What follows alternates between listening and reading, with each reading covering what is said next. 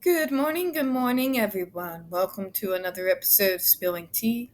I am your host, Tiffany Daniels. It is stupid o'clock in the morning. But anyways, as always, folks, we are going once again to that wonderful world that is the JRC. But before we get going, just a few reminders real quick. As always, folks, the link to what we are reading today can be found in the description box, as well as the videos that kicked everything off. Stop the Shock campaign reignites. And also, folks, we are including the Shut the Judge Rotenberg Down Change.org petition. If you haven't signed already, please do. Now, a little warning. When we are talking about the JRC, we often have vivid descriptions of, or actual video footage of, people with disabilities being tortured. So if you have young ones present, please wear your headphones. Also, as I said, it is stupid o'clock in the morning. So, if I stumble over any of my words this morning or mispronounce anything, I do ask for your forgiveness in advance. So, to get started today, folks, we are going back to where we left off yesterday in the article Torture is Not Treatment by Shane M. Neumeyer and Lydia Z.Y. Brown. So, let's go ahead and get back to where we were here.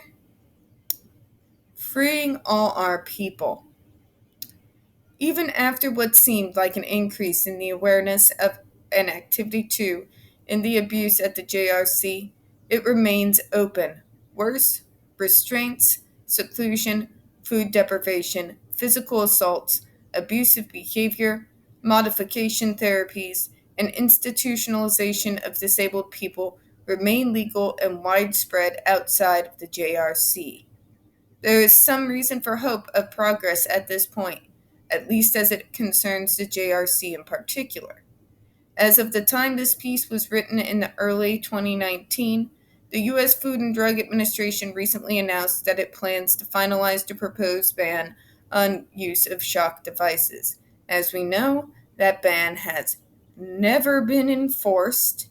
They are still openly using those shock devices on students. And as long as they hold up the courts with their nonsense, they're going to continue to do so.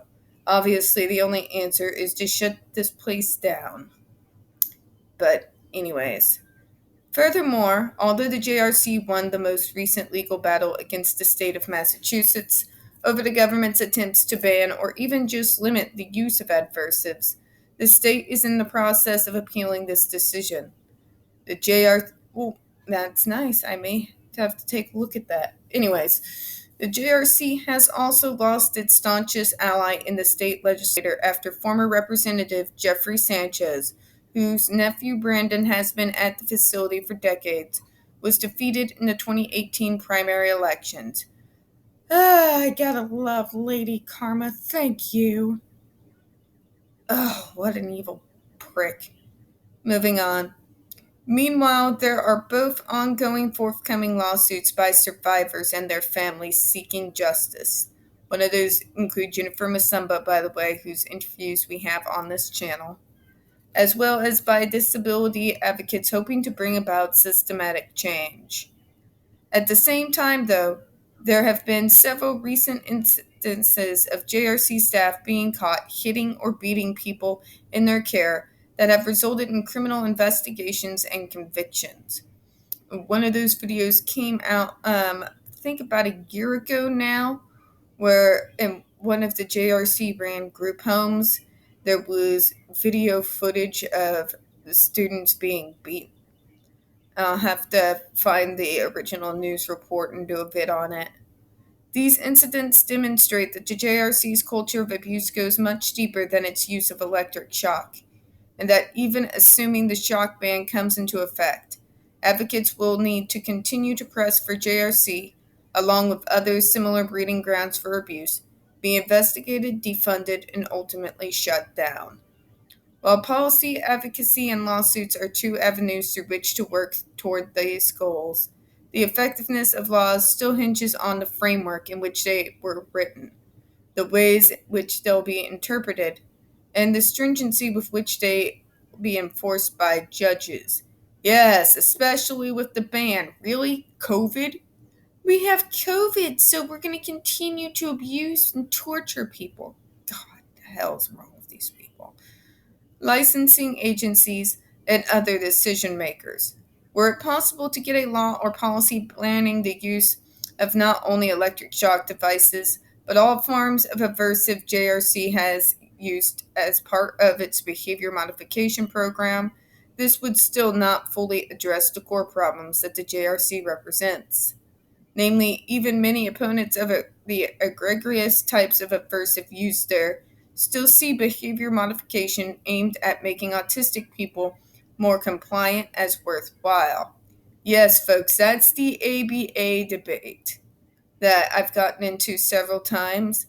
Society has been absolutely brainwashed that early intervention with ABA is key to an autistic's success later in life. Nothing can be further from the truth. It teaches compliance, it teaches obedience, it teaches us to accept things that we are uncomfortable with, it teaches us to be silent no matter if we are in pain or if we are hurting, to not express ourselves as autistic in any way, hand flapping, stimming, what have you. And a good majority, especially those compliance and obedience techniques, are not given with context. What do I mean by that? It teaches obedience and compliance to all figures of authority without giving the context as to when it is not a good idea to comply and obey. You know what I'm talking about here, such as in regards to abuse, particularly sexual abuse. If you are taught to comply and obey, no matter what, to an authority figure, when they are sexually or physically abusing you, then you are less likely to report it or even defend yourself in any way. You see what I'm saying there? That's a problem. Moving on. Nor is there nearly as widespread a rejection of institutionalization as a whole, except within small and still relatively powerless communities of dedicated advocates. To create a society which not only is there no JRC, but also nothing remotely comparable, these more accepted goals and practices have been challenged just as unequivocally as the shock devices. And a lot of the defenders of institutionalization, by the way, are people who are always arguing, well, what are we going to do with all of these disabled people? When I was working with the state, there were a lot of my coworkers that openly voiced that to me. You're going to have a lot of people with no homes and nowhere to go. And I mean, what could I say to them? Like, well, then you best be preparing now to find a solution, shouldn't you? Right? The fact of the matter is, they should have never happened in the first place. So now, because this has happened, you are going to have to deal with the aftermath of your own ableism. You see what I mean there? Yeah. But, anyways, moving on. The good news is that it isn't a job for lawyers, lawmakers, and protesters, or even for others with skills like writing letters or making phone calls that are often associated with political advocacy. While people in these homes can and should continue to lend our skills whenever possible, it also fails to educators and service providers to challenge the beliefs and systems surrounding autistic youth that allow abuse up to and including the type that occurs at the JRC to continue. These same professionals can also change their own practices to honor the autonomy, dignity, and humanity of the people that they work with, and train their colleagues to do the same. Likewise, parents of autistic people have the opportunity and the responsibility to use their voices as culturally recognized authorities on autism to defend their children against coercive, abusive attempts to make them comply with neurotypical norms for their own sake. Researchers can also shape the types of interventions that are further explored, funded, or abandoned by studying not only what interventions are most effective, but what they're most effective at, and conversely, where outcomes are worth affecting for the well being of people most directly involved. Meanwhile, journalists and artists can shape cultural narratives around disability, shifting them away from their current direction of encouraging a return to confinement and forced treatment in institutions, and instead toward one that will make even more common forms of abuse seem unimaginably horrific within a generation. The results of these efforts would go beyond the absence of coercion and abuse, though. In concrete forms, these positive changes could, should, and must include a service delivery system that's truly directed by neurodivergent people in every sense. For instance, to the extent that any sort of congregate care or living facility should still exist, would be peer run, non hierarchical, and truly voluntary. Service recipients would have a meaningful ability to leave, choose different supports, or refuse placement in one at any point, without caretakers being able to override this decision or agencies being able to deny them services in their homes and communities. This would require directing resources away from institutional facilities and coercive practices and creating a new system that prioritizes and, in fact, guarantees community integration and self determination. I, in fact, had that when I was younger, coming out of high school. Uh, they gave me a CI, a community integrator, and I received services at my home, at my apartment. They would come in, and whether it was to teach me supports in regards to cooking or budgeting my checkbook during the early years of my transition out of high school, they would come out there and do that about 2 times a week, working around my work schedule at the time. So that's what they're talking about here.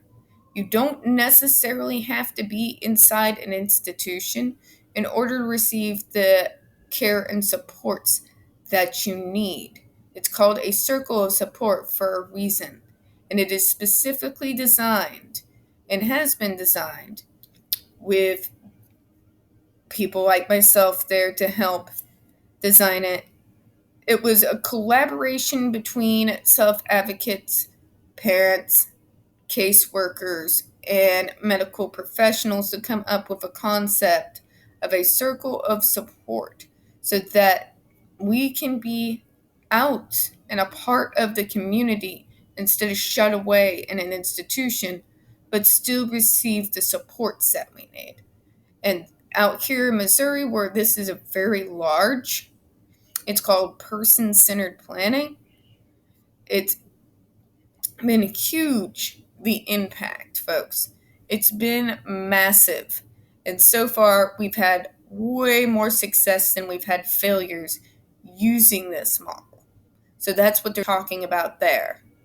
While most of these approaches and solutions can't shut down the JRC on their own, they will be crucial in creating a society in which it's impossible for any place like it to exist, more generally, where autistic people can live in safety and on our own terms.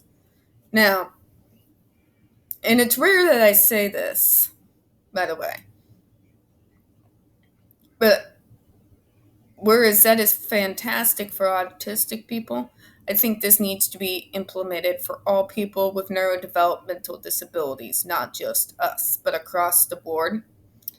I have seen the successes of community integration and person centered planning for people from all different types of levels, all different kinds of neurodevelopmental disabilities.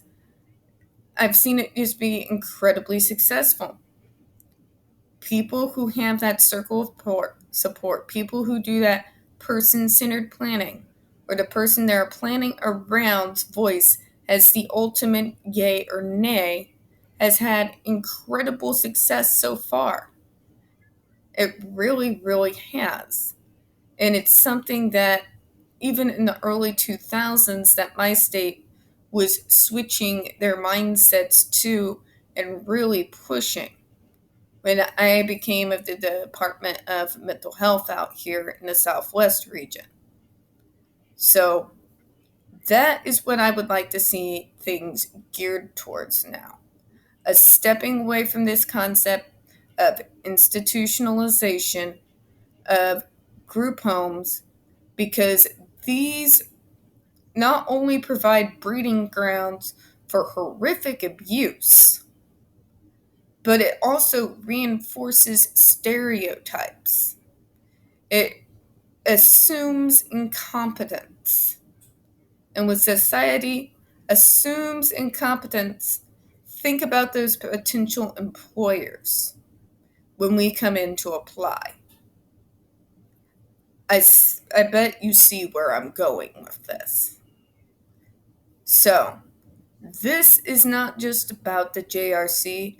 The JRC is a symbol right now because it is the most notorious in recent memory of a systemic problem. All right. So, that's going to be the end of this particular article as well as our time this morning. So, as always, folks, we don't get very many views on this channel, especially for these particular videos. The few that we do tend to get removed from time to time. So, folks, if you could, please don't forget to hit that like button, hit subscribe. Don't forget to hit the comments. I do appreciate your time at stupid o'clock today. And as always, folks, we here at Spilling Tea hope you have a good one. Bye-bye.